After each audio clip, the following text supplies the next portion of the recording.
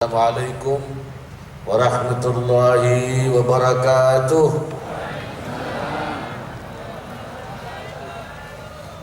Bismillahirrahmanirrahim. Alhamdulillahilladzi khassa ba'da ibadihi bil husna wa ikhtara minhum man khassahu bil ilmi wat tuqa. Wassalatu wassalamu ala nabiyyihil mustafa ووليه المجتبى شمس الضحى وبدر الدجى سيدنا ومولانا محمد المبعوث إلى كافة الناس عربا وعجما وعلى آله وأصحابه مفاتيح الهدى ومصابيح الدجى أهل الصدق والوفاء أصحاب الفضيلة حضرات الحبائب والعلماء والمشايخ وبالخصوص tamu-tamu dari Yaman, dari Malaysia, hadirin dan para jamaah sekalian yang saya muliakan. Mudah-mudahan kita malam ini mendapatkan berkah dari Allah Subhanahu wa taala, berkah atas kebesaran junjungan kita Nabi besar Muhammad sallallahu alaihi wasallam. Dan kita bersyukur pada Allah karena sekarang ini masih banyak ulama yang merupakan pewaris Nabi, yang selalu menjaga umat, membimbing umat, menunjukkan umat ke jalan yang benar. Karena Rasulullah sallallahu alaihi wasallam bersabda, "Innallaha la yantazi'ul 'ilma intiza'an min sudurin nas." Walakin yantazi'uhu biqabdil ulama. Allah tidak akan mengangkat ilmu dari hati manusia, tetapi Allah mengangkat ilmu itu dengan mengambil para ulamanya. Kalau ulama itu meninggal, ilmunya dibawa. Oleh karena itu, kalau ada seorang ulama meninggal, itu merupakan bencana bagi umat Islam. Kata Rasulullah, hatta idza lam yabqa 'alimun, sehingga kalau tidak ada lagi nanti seorang ulama, ittakhadhan nas ru'usan juhala, orang akan mengangkat pemimpin-pemimpin yang bodoh, pemimpin-pemimpin yang tidak faham. Idza su'ilu aftau bighairi ilmin, kalau ditanya dia memberi fatwa tanpa ilmu. Na'udzubillah min dzalik. Kiai banyak, tetapi ulama tidak banyak. Kalau yang dipanggil kiai banyak, artinya itu pasar. Ya, apalagi sudah bicara di televisi, itu sudah bisa dipanggil kiai, walaupun tidak pesantren, walaupun tidak mondok. Tapi orang yang ulama betul, nah itu yang jarang terjadi, yang jarang ada. Karena itu kita masih beruntung.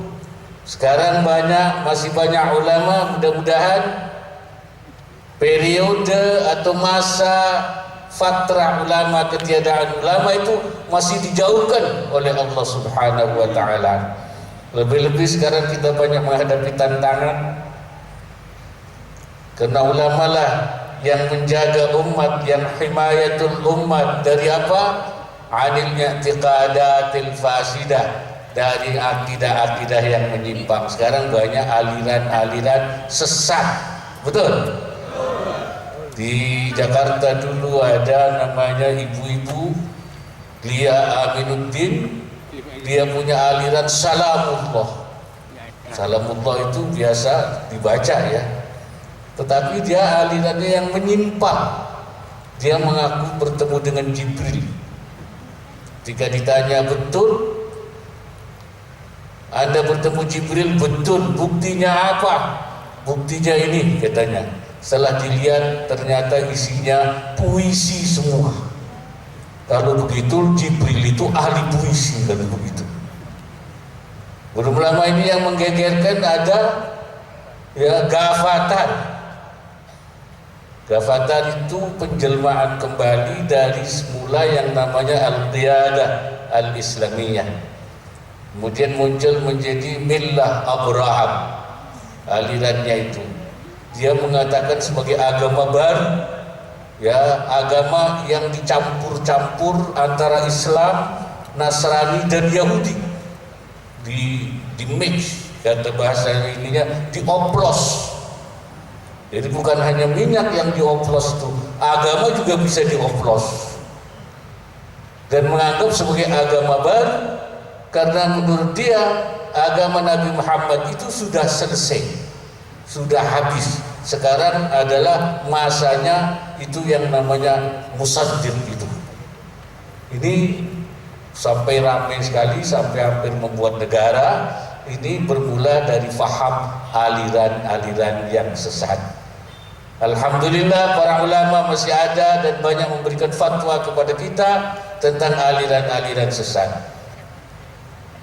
Ulama juga membimbing kita dari apa? Dari anil afham al-munharifah, paham-paham yang menyimpang, paham-paham radikalisme, paham-paham yang menyimpang, paham-paham yang tekstualisme, yang kata para ulama yang al-jumud 'ala al-manqulat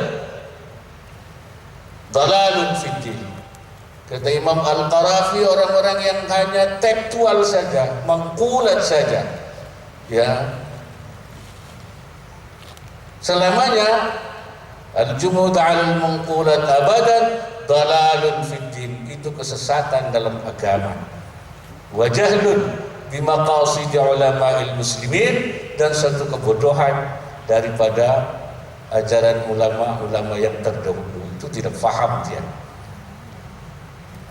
Kenapa kata-kata Imamul Haramain, syariat itu ada yang maksusah, ada yang ijtihadiyah, ada yang nasnya, ada yang hasil ijtihadnya para ulama. Bahkan fa inna ma'zam syariah sadara minal ijtihad. Kebanyakan ulama itu, kebanyakan syariah itu hasilnya dari ijtihad. Kenapa? Li'anna nususa mahdudah, nas itu terbatas. Quran 30 juz tidak tambah, hadis sekian ribu juga tidak tambah. Walakinnal waqa'i wal hawadith wan nawazil, tapi peristiwa-peristiwa terus bertambah. Karena itu para ulama berijtihad terhadap masalah-masalah yang belum termaktub secara jelas di dalam nas Al-Quran maupun hadis. Itulah maka para ulama itu ada yang ijtihadnya sudah dilakukan melalui kitab-kitab, ada yang belum, ada yang mengalami perubahan-perubahan yang disebut masail mustajaddah. Ada yang fahamnya itu tidak tekstual tapi liberal. Liberal itu memberi penafsiran yang berlebihan, yang sampai menyimpang, sehingga tidak lagi berpatokan pada aturan-aturan, pada dawabit, bighairi hududin wa dawabit, tanpa batas, tanpa patokan, sehingga menimbulkan masalah-masalah. Itu pendapat yang sekarang berkembang. Alhamdulillah kita masih mengikuti faham Ahlus Sunnah wal Jamaah, faham yang tidak tekstual, tidak liberal, tawassutiyah, moderat, dan tidak tekstual, tidak jumud 'ala al-manqulat, tetapi pahamnya tetap berkembang, dinamis, tetapi bermanhaj, ada manhajnya, ada aturannya, ada dawabitnya, ada patokannya, sehingga jalannya seperti yang telah dilakukan oleh para ulama Ahlus Sunnah wal Jamaah, ulama-ulama di dalam Nahdlatul Ulama. Ada juga paham yang radikal, sehingga memaksakan kehendaknya melakukan tindakan kekerasan. Faham al-sunnah wal jamaah adalah faham yang damai dalam menyampaikan pesannya, yang moderat, yang layyinan, santun, la faddan wala ghalidhan, tidak keras, tidak galak. Tatawu'iyan, mengajaknya dengan kesiapsediaan, kerelaan. La ikrahiyan wala ijbariyan, tidak ada memaksa-maksa. Wala intimidasiyan, tidak pakai intimidasi. Wala anjamiyan wala teroriyan, tidak ada paksaan-paksaan. Faham yang tasamuhiyan, toleran sekali. La ananiyan wala ta'assubiyan, tidak ego, tidak fanatik.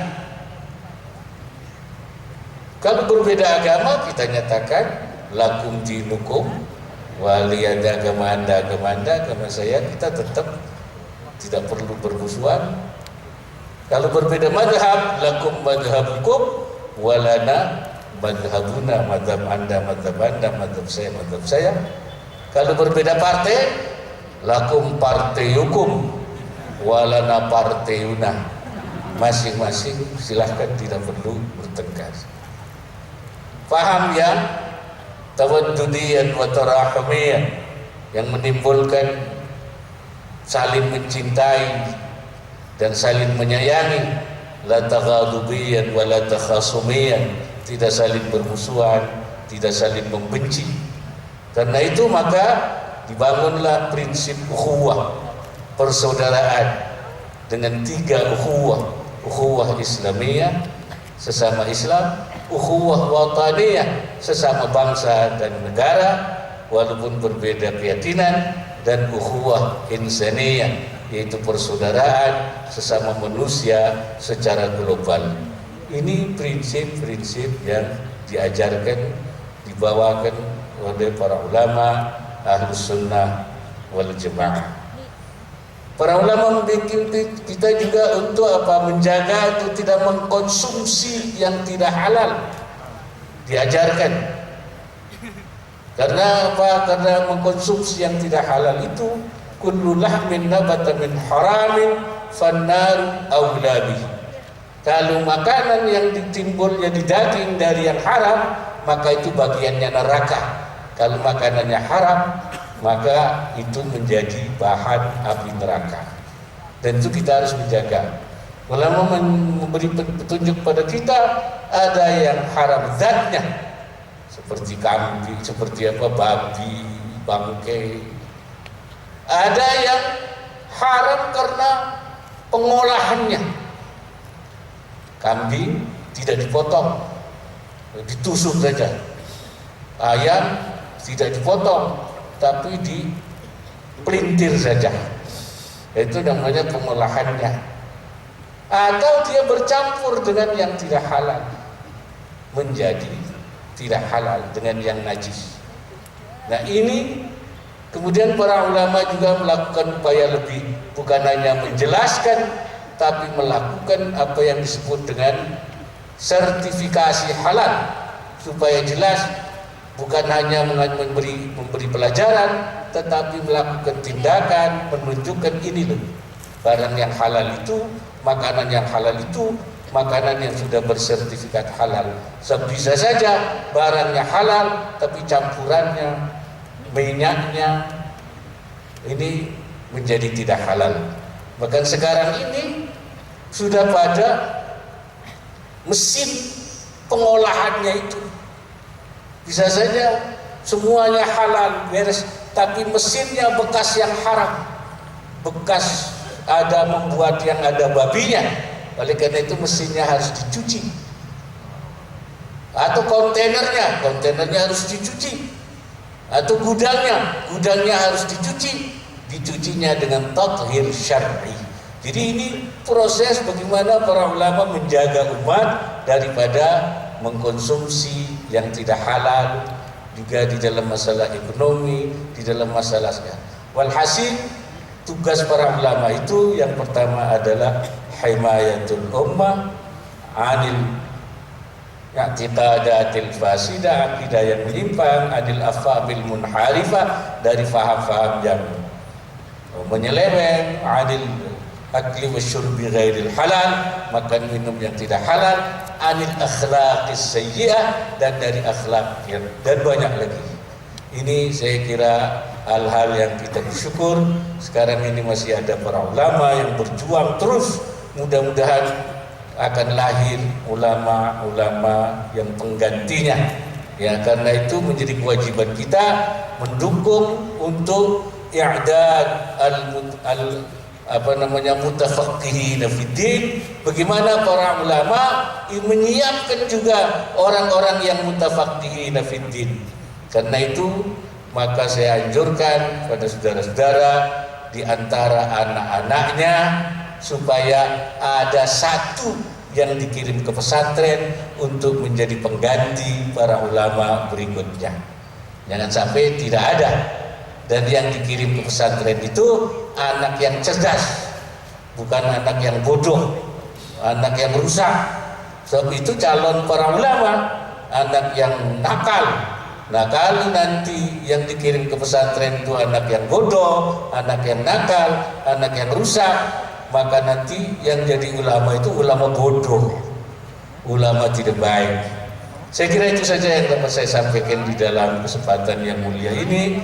Mudah-mudahan kita semua mendapat barakah pertemuan ini, dan kita semua juga akan bersama Rasulullah sallallahu alaihi wasallam nanti di surga dan bersama para ulama. Aqulu qawli hadza wa astaghfirullahal azim.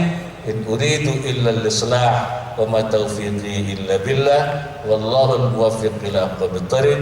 Assalamualaikum warahmatullahi wabarakatuh. Waalaikumsalam.